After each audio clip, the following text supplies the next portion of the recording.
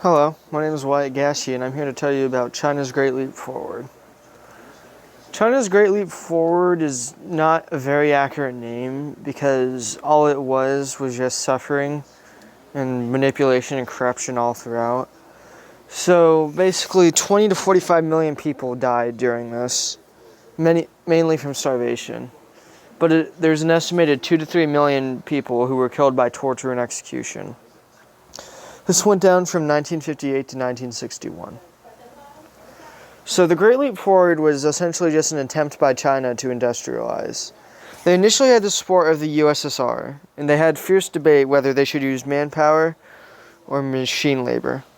In the end, they decided they should use manpower because they did not have enough machines to pick up the slack. This was done to increase the agricultural production and the industry production.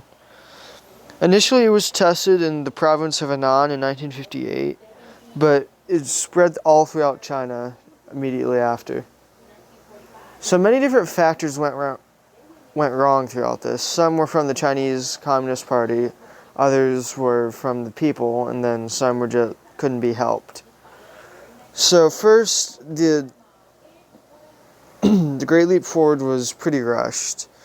The new rules and ideas were put into place far too quickly, and people weren't given time to adjust to it.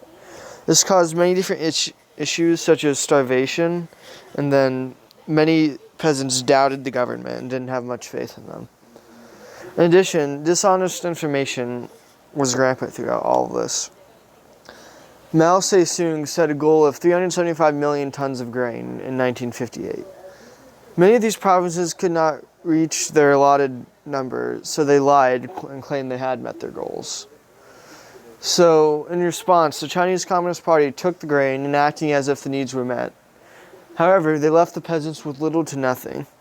They exported millions of tons and used the grain to create ethyl fuel for rocket tests as well. While the Chinese Communist Party was at fault here, the natural disasters also played a major role. The Yellow River overflowed and flooded, killing thousands and ruining many of their crops. In addition, the 1959 drought killed off about half of the Shaanxi's crop output. In addition, Hubei province's production declined by 25%.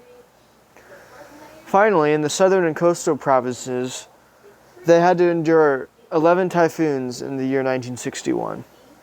Southern provinces had the issue of flooding, while the northern ones suffered the drought, all around ruining crops and lowering production. So all of these mishaps together resulted in a great famine. The Chinese government used grain for trade in ethyl alcohol as well as other uses. However, they did not use it to feed their people, which caused many to starve to death.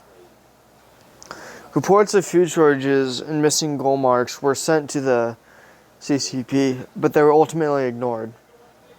As a result of this, around an estimated 20 to 45 million people died of starvation, as well as other causes during these 3 years. And the average daily calorie intake for a peasant in 1960 was 1,534. So there were many different perspectives of these happenings. From the U.S., President John F. Kennedy looked into the situation.